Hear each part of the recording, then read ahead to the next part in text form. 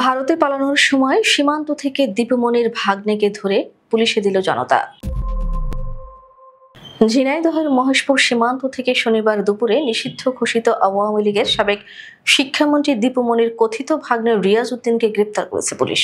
স্থানীয়রা তাকে মহেশপুর উপজেলার জেলেপোতা গ্রামের কাছ থেকে আটক করে পুলিশে সোপর্দ করে। পুলিশে জানায়, রিয়াজ উদ্দিনকে ভারতে পালাতে সহায়তা করার অভিযোগে একই সাথে সীমান্ত এলাকার দুই দালাল ফয়েজ উদ্দিন ও মিনহাজ উদ্দিনকেও আটক করা হয়েছে। সীমান্ত সূত্রে জানা গেছে, গত বৃহস্পতিবার চুয়াডাঙ্গার জীবননগর সীমান্ত দিয়ে বিপুল অঙ্কের টাকা নিয়ে রিয়াজ উদ্দিন ভারতে পালানোর চেষ্টা করছিলেন।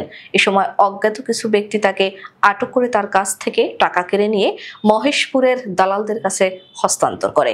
এরপর শনিবার স্থানীয়রা খবর পেয়ে রিয়াজ সহ ওই দুই দালালকে মহেশপুরের জেলেপোতা গ্রামের কাছ থেকে আটক করে পুলিশের হাতে সোপর্দ করে। মহেশপুর থানা ও বিজিবি ঘটনাস্থলে এসে তাদের উদ্ধার করে থানায় নিয়ে আসে। মহেশপুর থানার ওসি সাজ্জাদ হোসেন জানান, রিয়াজ উদ্দিন ও দালালদের জিজ্ঞাসাবাদ চলছে। রিয়াজের নামে ঢাকার বিভিন্ন থানায় হত্যা সহ একাধিক মামলা রয়েছে বলে ধারণা করা হচ্ছে। মহেশপুর ৫৮ বিজিবির অধিনায়ক লেফটেন্যান্ট কর্নেল রফিকুল আলম বলেন, তাদের আটক করার খবর পেয়ে দ্রুত আমরা ঘটনাস্থলে বিজিবি সদস্য পাঠিয়েছিলাম। স্থানীয় গ্রামবাসী জেলেপোতা গ্রাম থেকে তাদের আটক করে পুলিশে হস্তান্তর করেছে।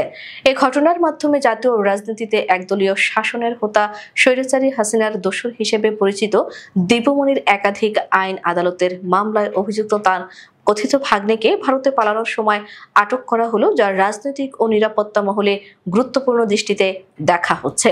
এর মাধ্যমে সীমান্ত এলাকায় দালাল ও পাচার চক্রের সক্রিয়তা এবং তাদের বিরুদ্ধে প্রশাসনের পদক্ষেপও উঠে এসেছে। স্থানীয়দের মতে, সীমান্ত এলাকায় দীর্ঘদিন ধরে দালালদের কারণে বিভিন্ন অবৈধ কর্মকাণ্ড বৃদ্ধি পাচ্ছে। প্রশাসনের কঠোর হস্তক্ষেপের মধ্যে এ ধরনের অভিযান পরিচালিত হচ্ছে বলে মনে করা হচ্ছে। মহেশপুরের জনগণ আশা করছে এই গ্রেপ্তারের মাধ্যমে দালাল ও পাচার চক্রের বিরুদ্ধে কঠোর ব্যবস্থা নেওয়া হবে এবং সীমান্ত এলাকা থেকে অবৈধ কর্মকাণ্ড নির্মূল করা সম্ভব হবে।